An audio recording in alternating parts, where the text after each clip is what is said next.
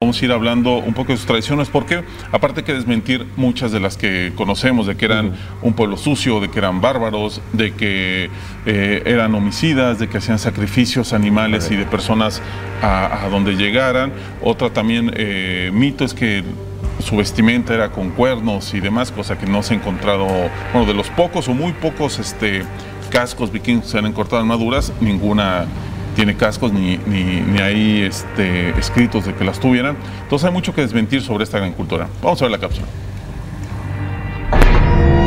Originalmente se trataba de una raza menor de dioses de la fertilidad y representados como hombres jóvenes y mujeres de gran belleza que viven en bosques, cuevas o fuentes. Se les considera como seres de larga vida o inmortales y con poderes mágicos. A pesar de sus orígenes y raíces nórdicas, también pueden ser comparados con las hadas y otros seres de culturas europeos. Los elfos son criaturas de apariencia frágil y delicada que viven durante cientos de años. Su aspecto físico es bastante similar al de los humanos, aunque tienen ciertas características como sus orejas puntiagudas, su piel pálida y sus ojos almendrados, que los hacen bastante distinguibles de los hombres. A pesar de ser menos corpulentos que los humanos, tienen mayor agilidad y destreza en sus movimientos. Un elfo se mueve con gracia y delicadeza y de un modo tan sutil y silencioso que a veces es imperceptible su presencia. En la mitología nórdica, las Disir son una colectividad de seres femeninos divinos de quienes poco se sabe con certeza, excepto que son mencionados en concurrencias con la muerte y el fallecimiento. Dis es creído que corresponde a las Idis mencionadas en los encantamientos de Merseburg, en alto germano antiguo, así también con Ides, un sinónimo poético anglosajón para mujer. Posiblemente esté también relacionado etimológicamente con las Disanas, un grupo de deidades femeninas en la Ayurveda. Dis puede ser usado en una manera sugestiva de un título. Freya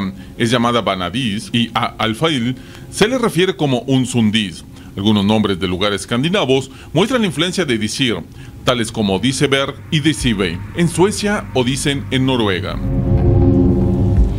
Esto es algo muy interesante, Esteban. Los dioses para ellos, la naturaleza para ellos era vista de otra forma. Obviamente cuando la cristianización llega a todo el mundo, el paganismo sobre todo lo vivimos acá también, teníamos un cierto paganismo nosotros también en esta parte del mundo. La relación esa con la naturaleza, con los animales se acaba, se extingue, los espíritus de la naturaleza también los acaban, y la relación que los vikingos tenían con los dioses era diferente, no eran dioses como los que conocemos ahora de judeocristianos, que son de miedo, de temer, eran más amigos, compañeros de un viaje, ¿no? Sí, o sea, digamos, el principal miedo que se le tenía a estos dioses era el que no les ayudaran. Era realmente el único miedo que podían tener de un dios, el abandono de un dios o algo así por el estilo.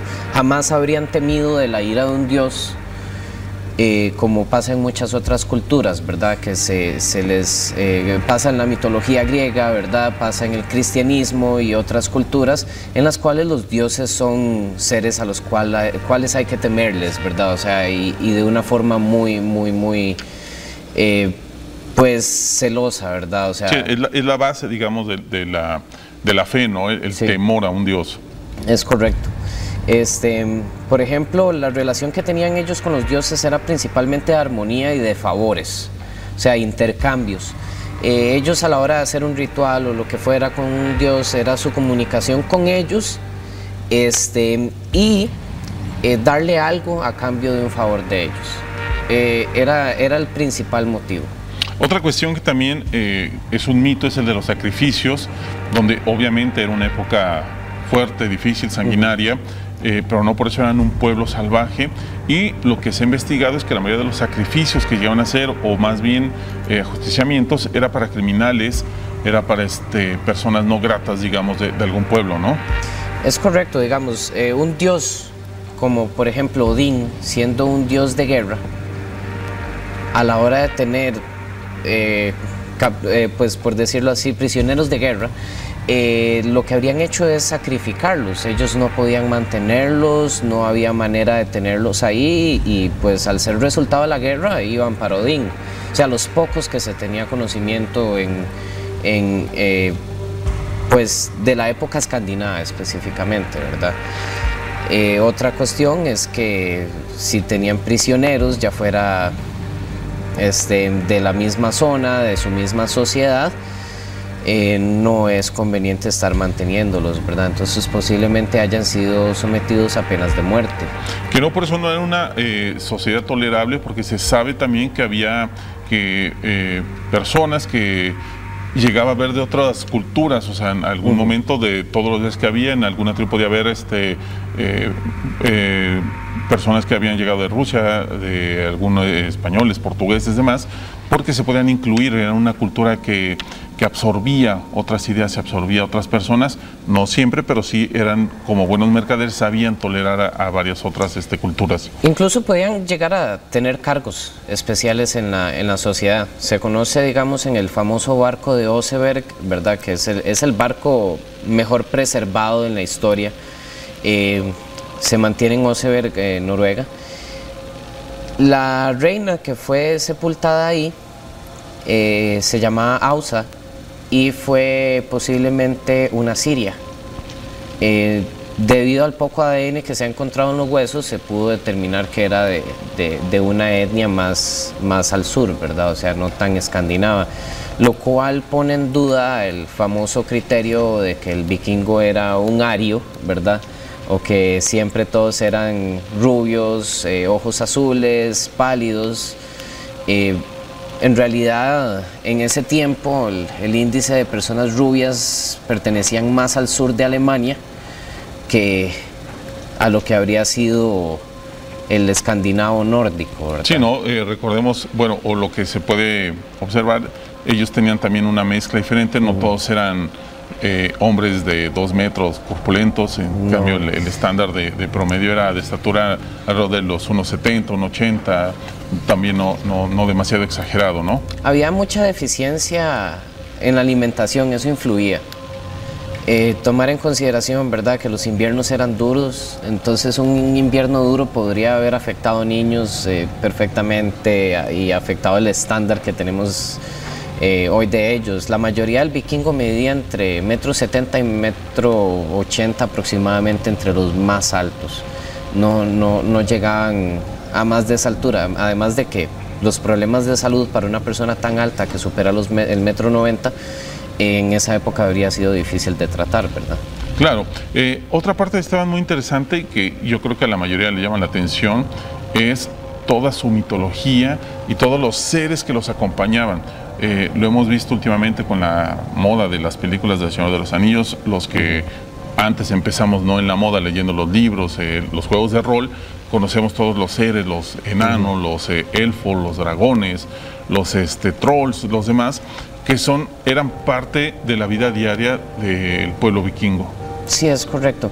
Muchos de estos seres eran o trolls o elfos o disir del hogar, y estaban los que estaban fuera del hogar, que eran del territorio salvaje.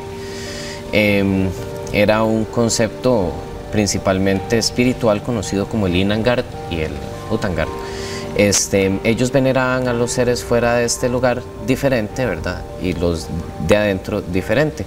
Todos estos seres o eran expulsados del hogar de cierta manera o eran honrados para que mantuvieran la paz en su propiedad. Eran elfos, lo que se conoce como Nise o Tomte, ¿verdad?, que son los que dieron nacimiento a los gnomos posteriormente, las mismas Disir, por ejemplo, lo que serían los trolls específicamente, que son seres muy traviesos que hay que estar expulsando de la casa en cada ritual o en épocas específicas que ellos consideraban que era cuando atacaban, ¿verdad? Incluso el ganado era afectado supuestamente por estos seres. Así es. Vamos a ir a un corte, pero vamos a continuar hablando sobre este interesante tema. Vamos a ir explorando lo que eran la simbología religiosa, lo que se conoce sobre sus dioses, su convivencia con ellos mismos y también sobre los rituales que hasta el día de hoy han influenciado un poco, se siguen manejando en lo que conocemos como muchas religiones New Age que son seguidoras de la naturaleza. Continuamos. Estás viendo Universos Desconocidos. Canal 9, el canal de la familia.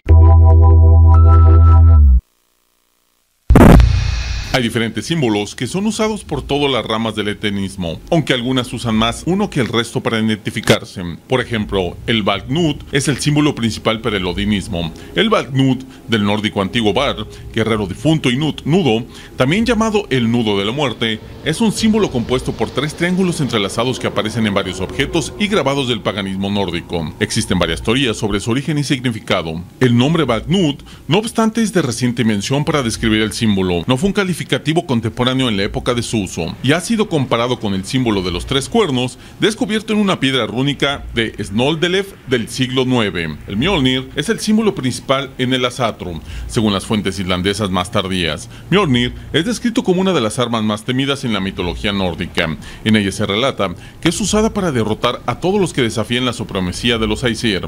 Aunque generalmente representado y descrito como un martillo, a veces se le menciona como un hacha o un garrote.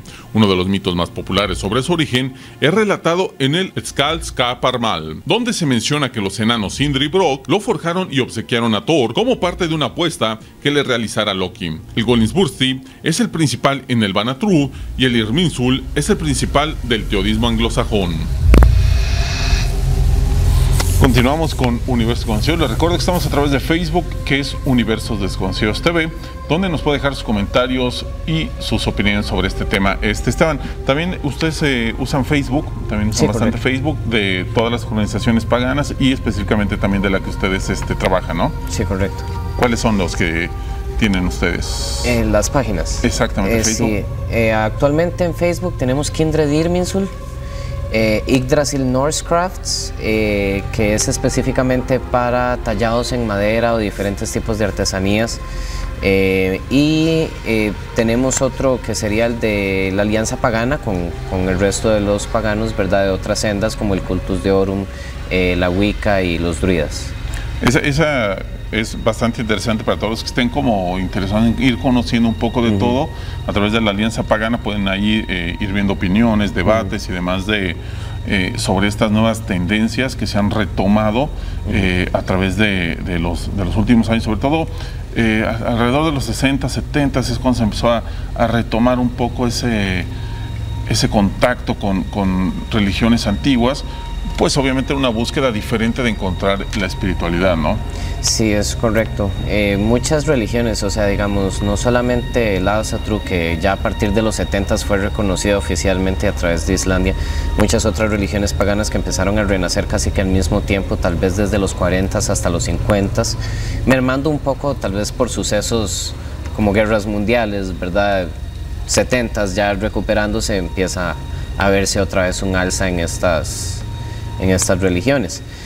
Actualmente existen muchas organizaciones que se fundaron a base de eso, a nivel internacional, entonces se va viendo poco a poco desde Estados Unidos, Europa, Latinoamérica, no solamente en Europa, sino que también se han visto organizaciones paganas hasta en Israel o, por ejemplo, diferentes zonas de Asia.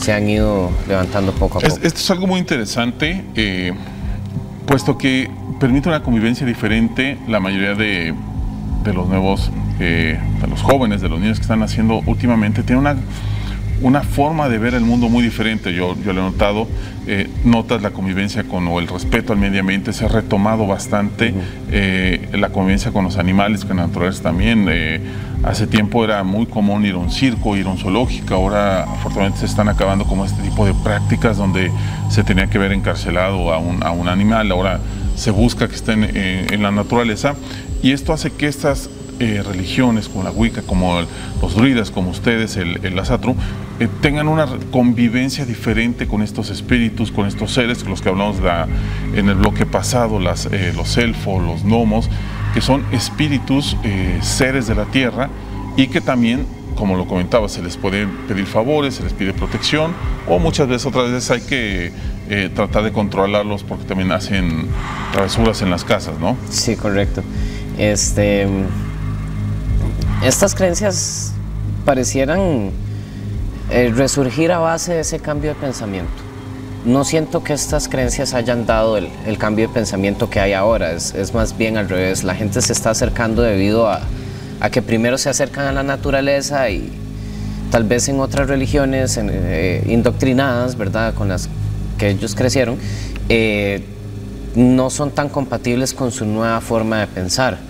En el mundo siempre se ha visto un cambio constante, ¿verdad? Y se ve en antropología, la mayoría de la gente que estudia eso, siempre hay ciertos momentos en que la sociedad va cambiando, ¿verdad? O sea, hay como retrasos y adelantos, retrasos y adelantos. Y aparte es... las religiones a las que estamos acostumbrados, sean religiones de encierro, de estar orando en un solo lugar, y esas religiones son más abiertas, de festividades, de convivencia, de aprender, de convivir, lo que lo hace obviamente más llamativas a muchas personas de no querer estar simplemente en un lugar enclaustrado, ¿no? Cambia mucho la tendencia. Es el cambio de una religión impersonal, algo más personal y social. Porque entendemos que vamos a la iglesia, pero vamos solos prácticamente, todo el mundo está callado, viendo al frente. Mucha gente se cansa de eso, o sea, no hay dinámica, no hay una verdadera conexión espiritual, es solamente estar viendo al frente. Mucha gente se cansa y es algo que muchas personas me lo han dicho. Y es una opinión bastante común, el hecho de que usted se siente ajeno en su propia religión. Usted no se le integra, no es parte de una familia, o su familia simplemente es la religión aquí, esto y ya, y no se discute, y ¿verdad? La gente no se siente como involucrada. En cambio, en el paganismo, la gente tiene derecho a dudarlo todo, tiene derecho a cuestionarlo, a reestudiarlo y a proponer nuevas teorías en base a evidencias nuevas, ¿verdad? Pero es muy dinámico, también la parte social es muy importante en el paganismo, es el hecho de volver a reunir a la gente, volver a unificarla como si fuera una tribu específicamente. Y algo que me llama la atención sobre el paganismo, sobre todo estas, es que se aceptan, se aceptan las pruebas o la evolución del mundo científico, el mundo moderno, no son religiones dogmáticas donde se cierren a entender que obviamente un rayo, un trueno no son producidos por un dios, sino es un fenómeno físico, sino más bien es un camino espiritual, como decías, es más bien el tener a alguien en quien basar tu espiritualidad más que una explicación real de fenómenos en el mundo, ¿no? Sí, correcto, o sea, para nosotros la ciencia es lo principal, sin la ciencia no podemos tampoco reconstruir la misma religión en sí. O sea, dependemos de la arqueología para cosas que están perdidas, que vamos descubriendo poco a poco y reintegrando, ¿verdad?, a estas religiones. Pero también es el hecho de que, por ejemplo, no vamos a negar la ciencia, no vamos a negar el Big Bang, o sea, eso no nos compete a nosotros. Nosotros sabemos de la ciencia, crecimos en ella de cierta manera y hay muchas alegorías similares a la misma ciencia, ¿verdad?, en la formación del mundo en general. Y uno entiende que esto no es una descripción literal, de que según el mito nórdico nacen de dos árboles diferentes, ¿verdad?, y pues se les da vida con diferentes características. Nosotros entendemos que eso no es más que un mito, ¿verdad?, una alegoría, entonces jamás vamos a poner una mitología encima de la ciencia. Perfecto, vamos a ver la siguiente cápsula, continuamos con más de Universos.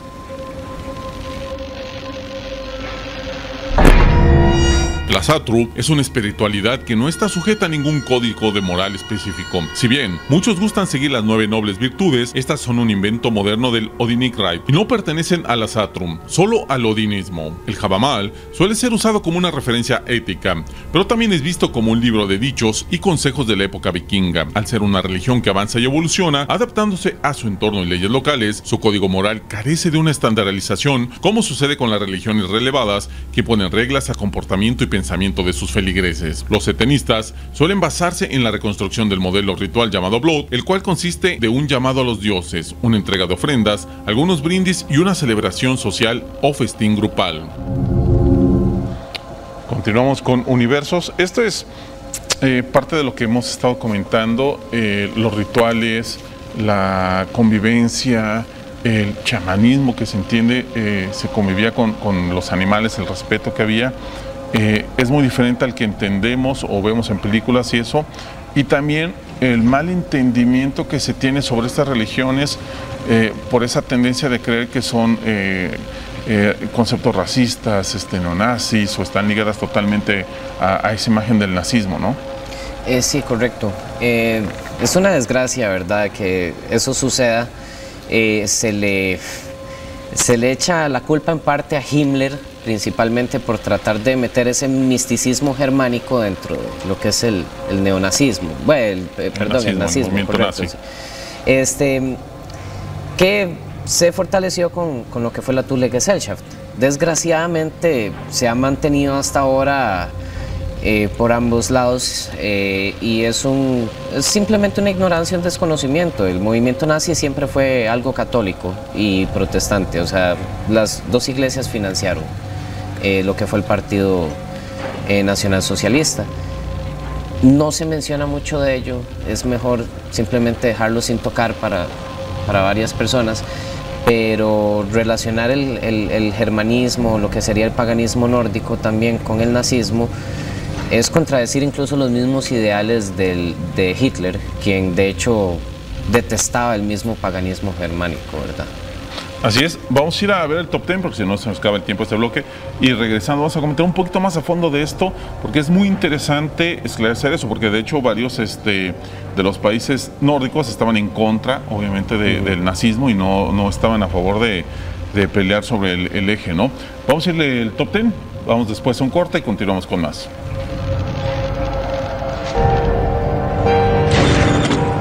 Top 10. 10 espiritistas y ocultistas de la era victoriana. Estás viendo Universos Desconocidos. Canal 9, el canal de la familia.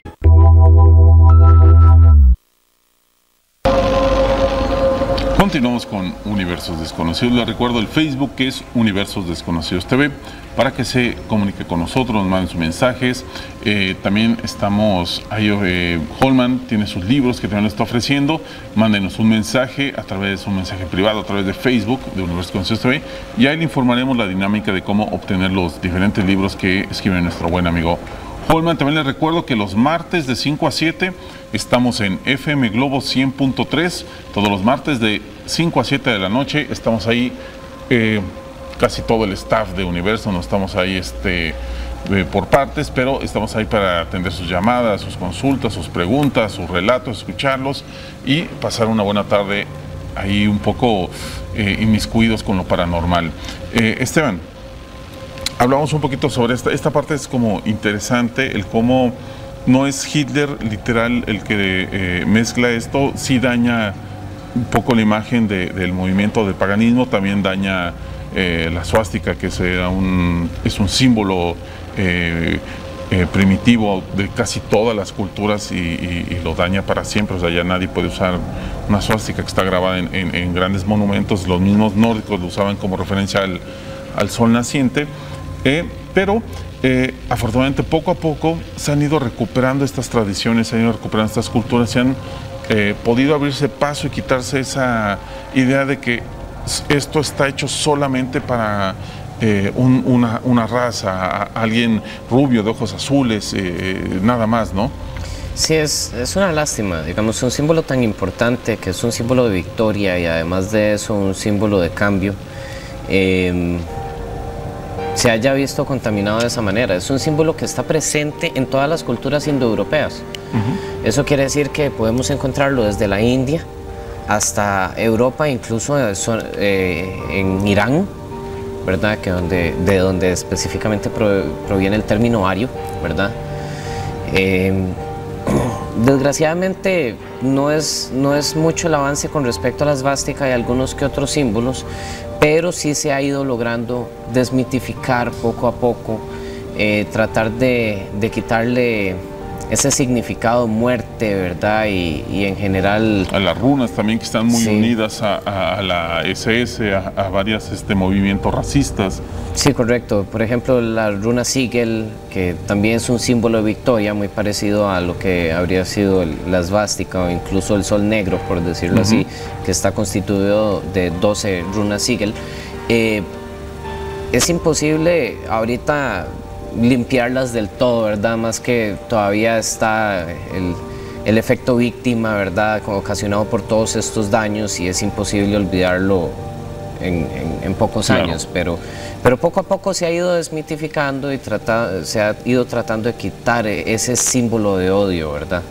Así es. Eso es muy importante. Lo veíamos en la vez que estuvieron acá nuestros amigos de la Alianza Pagana, que es la mayoría de ustedes, bueno, todos ustedes, hay una convivencia entre todos ustedes. Cuando se realizan festivales, se juntan todos, no es ideas que separen, más bien intentan unirlo para hacer un movimiento fuerte, ¿no? Es correcto. Nosotros tenemos tiempos en los cuales reunimos las 4 sendas disponibles en el país.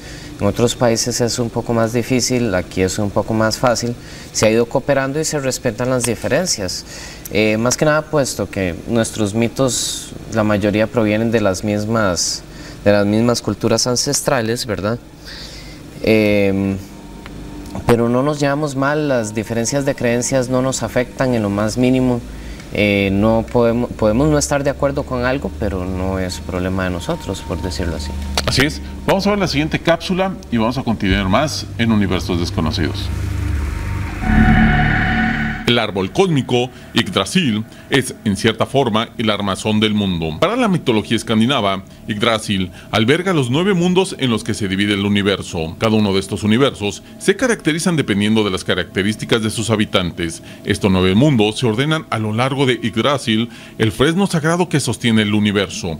En sus ramas vive el águila tragacarroña y también 4 ciervos que se comen los tiernos brotes del árbol. Este tiene 3 raíces que llegan respectivamente hasta Asgard, Jotunheim y Niflheim, en donde cada uno se alimenta de un manantial. La raíz de Niflheim sufre los ataques del dragón alado Nikto, que roe su dura madera poco a poco, y de 4 serpientes que emponzoñan el agua con la que se nutre. En Asgard, la diosa Urd cura amorosamente las heridas del fresno con un ungüento especial. En el manantial de Jotunheim se encuentra la cabeza del dios Mimir, al que Odín consulta con frecuencia, pues conoce el pasado, el presente y el futuro. Por el tronco de Yggdrasil sube y baja una ardilla, mensajera de los insultos que Tragacarroña y Nikto se envían entre ellos.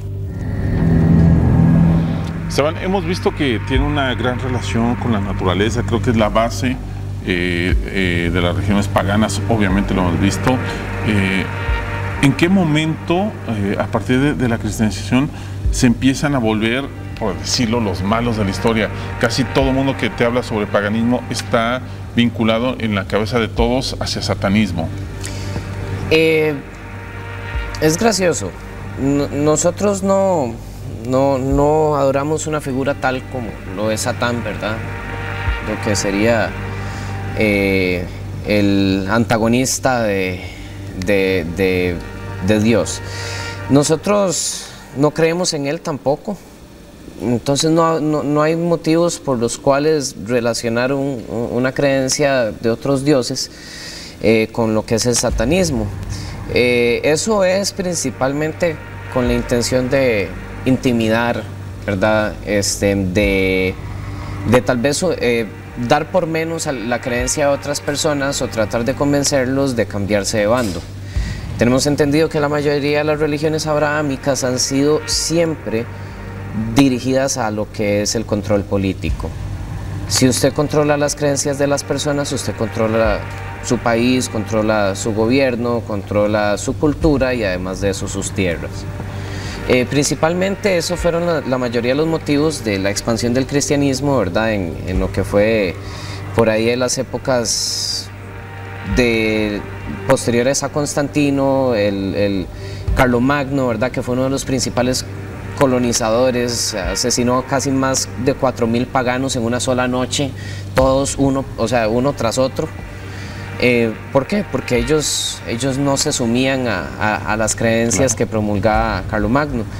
La mejor manera era matarlos de hambre, cerrarles las zonas de comercio y pues a partir de ahí lo que es agricultura se empieza a ver estancado, ¿verdad? Por los largos inviernos, lo que causa que los mismos vikingos tengan que ir a buscar comida, riquezas y cosas así por el estilo por otros lados, a la fuerza principalmente. Y de ahí nace el mito que conocemos del vikingo saqueador, del vikingo que llegaba y violaba y robaba y mataba a todos, ¿no? Sí, correcto. No todos eran buenos, o sea, claramente todas las personas tienen vicios, ¿verdad? Y a la hora de realizar actos violentos, como era el ir a asaltar villas, pues otras características se van saliendo, ¿verdad?, de las personas, pero no todos eran así. O sea, bueno, digamos, recordar que era una época violenta, sí, ¿no? por supuesto, no solo los vikingos eran así, todo, cualquier ejército, cualquier tribu en esa época era totalmente agresiva, por supuesto, ¿no? o sea, en esa época decir que los vikingos eran los más violentos era imposible. O sea, era tonto. Ellos eran los más tecnológicos a nivel de navegación. Sí, eran salvajes a la hora de ir a buscar comida, pero no era muy diferente a lo que hacían otras culturas vecinas. O sea, por ejemplo, Inglaterra, España en los años 1300, o sea, el quemar personas era un entretenimiento. Los mismos romanos, lo que habrían sido los coliseos, todas estas cosas, pues claramente no. Sí, la misma Inquisición y la misma conquista de América fue bastante brutal, ¿no? Sí, correcto, o sea, nadie se escapa. Todas las culturas han cometido sus genocidios o asesinatos, ¿verdad? O actos barbáricos, por decirlo así, pero no eran necesariamente las más violentas. Vamos a ver la siguiente cápsula del programa y vamos a continuar con el tema de hoy.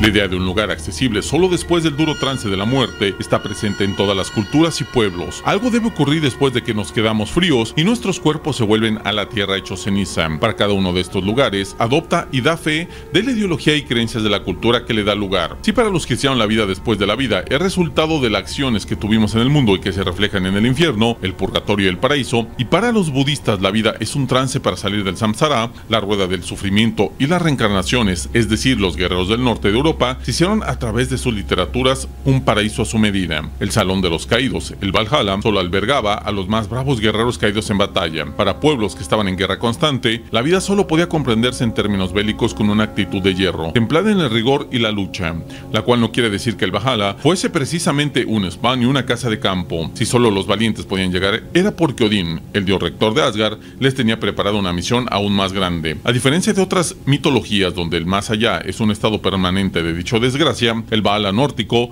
es solo un campo de entrenamiento de lujo para los más aptos. Incluso después de la muerte, la guerra continuará cuando llegará el Ragnarok, donde incluso Odín, su hijo Thor y Loki morirán en batalla.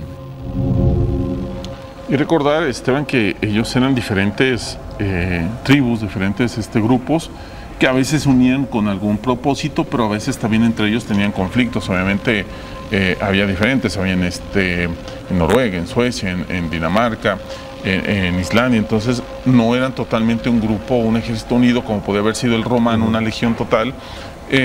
Y obviamente al ser pueblos pequeños tenías que defender tus territorios, tu riqueza, con una fiereza grande, por lo mismo que había otros grupos posiblemente más poderosos, por así decirlo, en busca de tus riquezas, ¿no?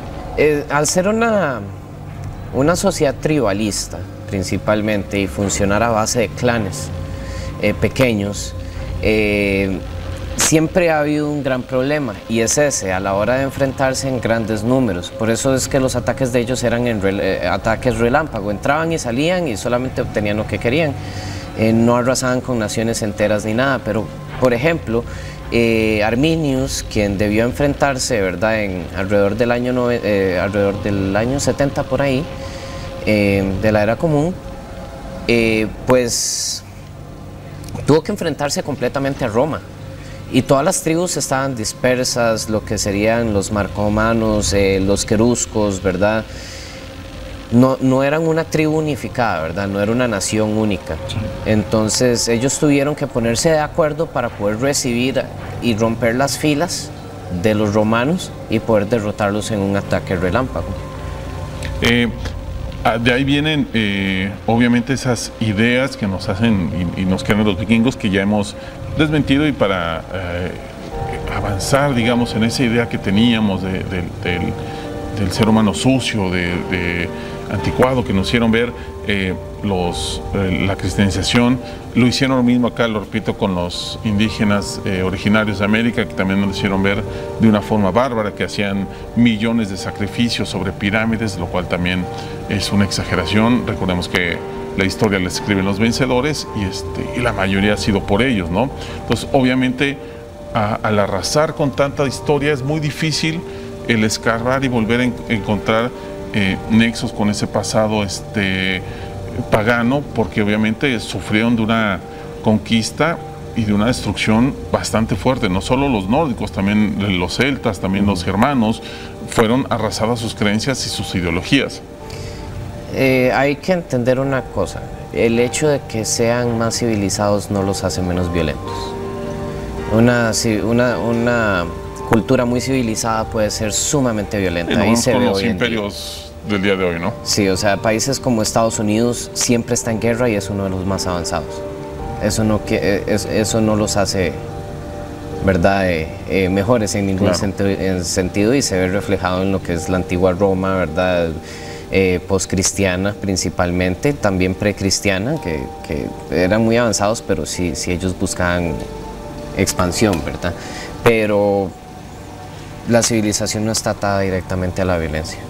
Sí, no, y es algo muy interesante de la cultura vikinga, el cómo ellos podían combinar toda la sabiduría que ellos tenían, mercantil, el cómo pudieron aprender muchas cosas en el manejo también del acero, de la construcción de sus mismos barcos, el lenguaje también, obviamente, porque tenían un lenguaje común, un lenguaje mágico, el lenguaje de las runas, tenían rituales muy importantes, y cómo pudieron expandirlo y moverse en varias partes de lo que conocemos, en Rusia, en África, en el sur de Europa, y llevarlo hasta muchos lugares. Realmente hubiera sido muy interesante el cómo estas civilizaciones hubieran continuado de no haber sido detenidas, ¿no? Hubiera sido muy interesante ver ese mundo. Vamos a ir a un corte y vamos a regresar a cerrar un poquito el tema y también a la segunda parte del Top 10.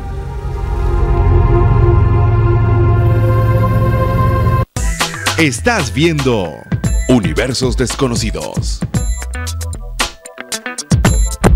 Canal 9, el canal de la familia. Continuamos con Universos Desconocidos. Recordamos Facebook, Universos Desconocidos TV, y también busquen a nuestros amigos en la Alianza Pagana Costa Rica. Pueden allí encontrar links para las diferentes páginas, encontrar foros de discusión, invitaciones, eventos. Hablando de eso, ustedes también están preparando un evento próximamente, ¿no? Tenemos planeado varios eventos de diferentes cosas. Uno de ellos actualmente es abierto al público con una compañía de cocina express. Uno de esos es el Asgard Feast Night, que es sobre comida reconstruccionista vikinga. Después de tantos años se logra reconstruir gran parte de esta cocina y queremos presentar la verdad a las personas, y posiblemente, dependiendo, estaremos confirmando fechas, lo que sería un convivio pagano. Entonces se invitaría a diferentes personas a convivir entre varias religiones paganas. Para los que estén interesados en asistir al evento de una cena de platillos vikingos, ¿en dónde pueden buscar informes? Pueden encontrarlo en Irish Food Services o Irish Express, y en Kindred Irminsul, la página de nosotros. Estaremos anunciando el evento hoy y mañana. Mañana es el último día para poder hacer transferencias y reservar el espacio. Perfecto, Esteban. Creo que es algo muy interesante el conocer y acercarse a diferentes culturas. Le hemos dicho, no solo verlo como una religión, sino más verlo como ampliar nuestra cultura, nuestros horizontes, el conocer a otras personas que piensan o nos pueden enseñar cosas diferentes. Con ustedes, aparte, por ejemplo, de encontrar filosofía, encontrar lectura, también la artesanía, el arte que se hace y se hace acá en Costa Rica. Es muy interesante lo que se está trabajando también en cuanto a paganismo, no tan solo de lo que tú manejas de Norco, sino de todas las el pagano que está haciendo acá, ¿no? Sí, ha sido difícil, o sea, desde 2009 que empezamos siquiera a germinar, ¿verdad? Hasta ahora se ha ido, los últimos 2 años tal vez, se ha ido logrando lo que es principalmente artesanías, trabajos investigativos y recreacionistas, grupos de batalla medieval, ¿verdad? Revivir el estilo de pelea vikingo, artes en madera, como las figuras presentadas acá, ¿verdad? Otras importadas, pero también hemos logrado ir pues aprendiendo de las mismas artes de los vikingos para ponerlas disponibles al resto de las personas que no tienen acceso a ellas. Así es, Esteban, se nos acaba el tiempo del programa. Agradezco mucho que hayan venido. También, como siempre, un gran saludo a todos nuestros amigos de la comunidad pagana, todos los que están inscritos, los Wicca, los druidas, el Cultus Diorum también que están ahí dentro de esta sesión. Y como siempre, les recordamos que este es un espacio abierto para todas las ideas, las culturas, los pensamientos diversos que el ser humano tiene. Esteban, muchas gracias. Un gusto. Y nos quedamos con la última parte del Top 10. Buenas noches. A continuación, el 9º piso. Canal 9, el